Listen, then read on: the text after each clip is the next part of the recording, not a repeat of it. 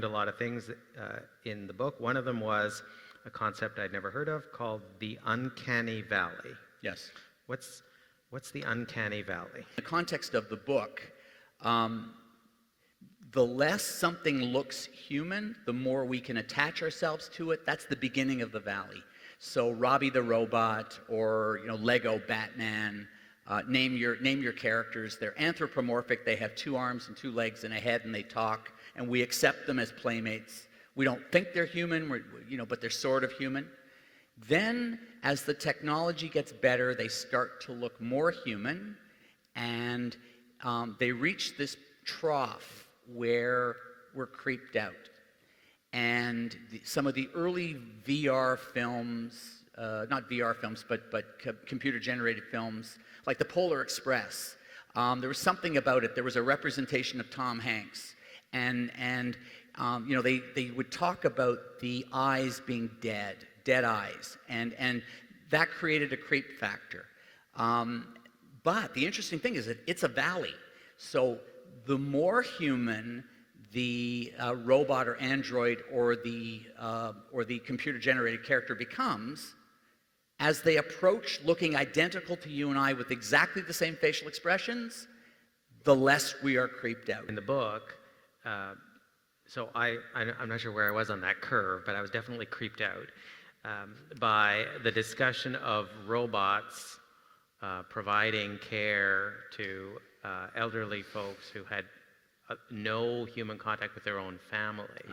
So to me, that struck me as sad. That wasn't the point of the chapter, though. Oh, but that was one of the points of the chapter. Oh, no, it was one of the points of the chapter.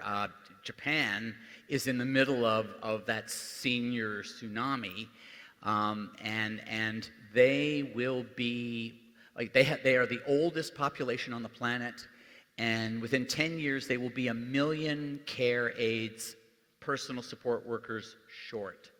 And, people in the West think that in Japanese culture they have nuclear family, they have extended families and multi-generation families. They don't.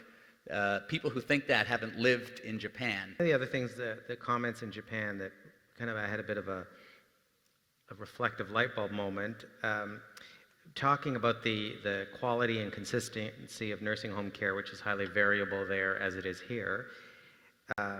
And I forget now who said it, but one of the women you were interviewing said the simple answer is we need more money from higher taxation to improve the quality of nursing home care. And it got me to thinking about a recent conversation with somebody who lives here in Ottawa in a very nice neighborhood in a very expensive house, who has an extremely high income, complaining about how Canada has the highest taxes in the world, which is not actually factually correct. But which made me wonder, because I've always thought about the resistance to taxation as being about the decline of confidence in government. And your book made me wonder whether the resistance to taxation is actually a symptom of the decline of empathy. Wow. Yeah. I think what you said is true, that empathy is in decline as we are more self-preoccupied by some of the things I talked about, stress and living too quickly. I think you're right. That sense of community, I think that there is a lot of, the human brain is capable naturally of distinguishing between us and them.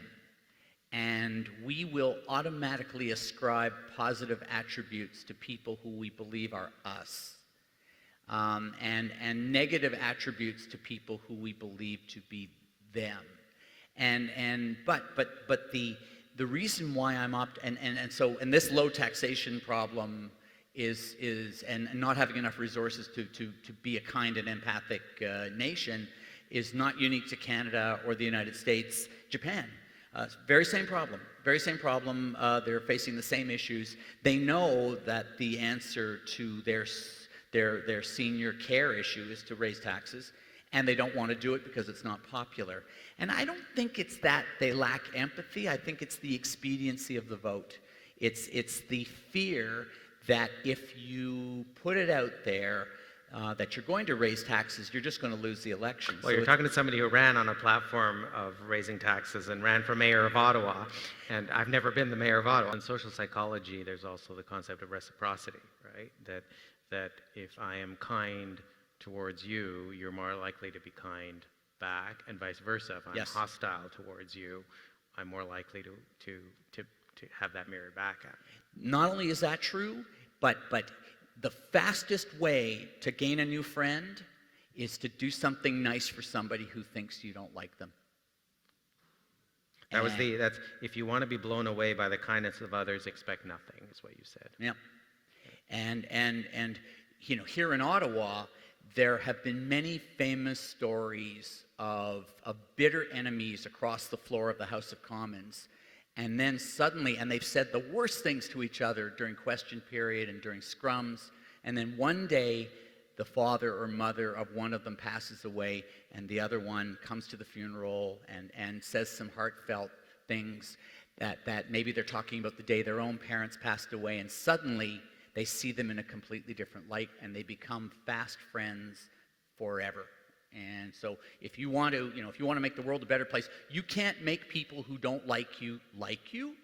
That's not the expectation. But what you can do is you can make the world a better place by doing something unexpectedly kind. And it may be as simple as noticing something they do well and just commenting on it, because we're all starved for some kind of recognition. Why did you get this MRI? What was the question you were seeking to answer? The most fundamental question I wanted to answer was, do I have the circuitry for empathy?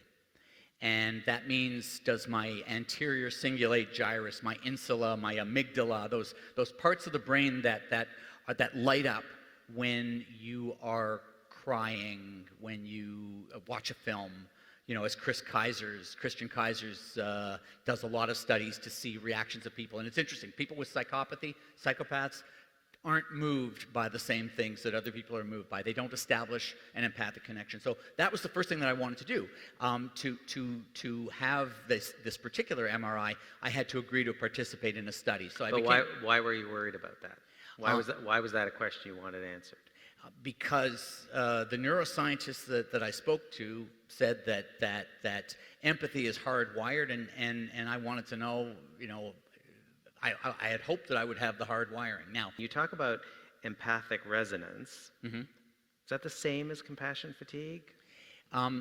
The empathic resonance is like it's emotional contagion. There are certain emotions in certain people. If they exhibit them, then other people may feel the same way very quickly. So for me, it's anxiety. When patients are worried and anxious, they make me feel anxious, and so having an off switch is potentially very helpful. And by the way, to clarify one point that I think that's really important, when we talk about empathy in healthcare, usually we're talking about there are three components to empathy. There's cognitive empathy, emotional empathy, and then there's something called affective concern. So one at a time. Cognitive empathy is the ability that we have to use our imagination to put ourselves in the place of a patient, or if it's a customer, the service provider can imagine what it's like to be the customer, and act accordingly. And that's what we want health professionals to be able to do. Affective empathy or emotional empathy is the ability to feel what somebody else is feeling.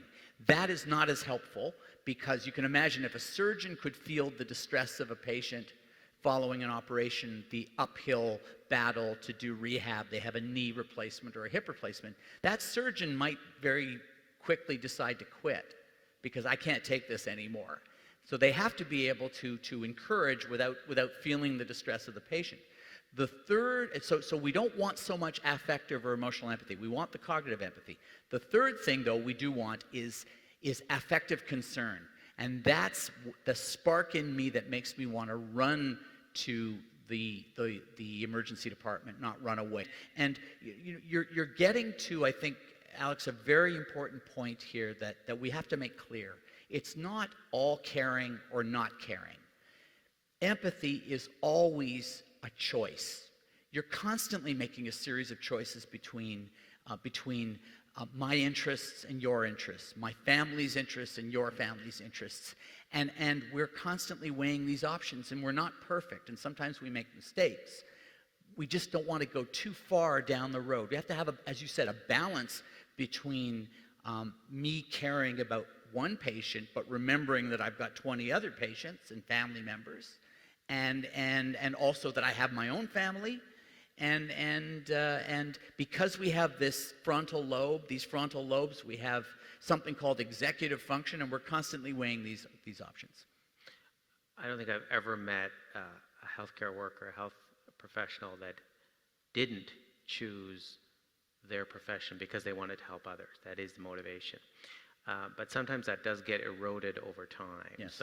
So what do you think erodes the drive to choose empathy, as you say, in a healthcare environment? There are many things that do it. I've already talked about speed and time pressure, and you know, you have to be mindful in the moment to be able to empathize, to be able to map out what is this customer, what is this patient feeling right now, what's it like for them, to be able to say, yeah, you know what, if I'd been sitting here for 6 hours and I didn't know when the surgeon was going to come and I didn't know when the CT scan report was going to come back, I'd be pretty frustrated too. And I believe that time pressure is the single most important factor. If I'm constantly running, if I'm apologizing to every patient I see for being late, that has to.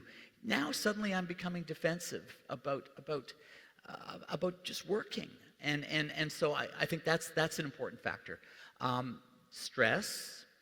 I think that our mistakes are more likely to be discovered, and they're more likely to result in repercussions. And you might say that's a good thing. But remember, I said a lot of people who go into healthcare are shame-based. And I think that they compensate for that shame by being perfectionists.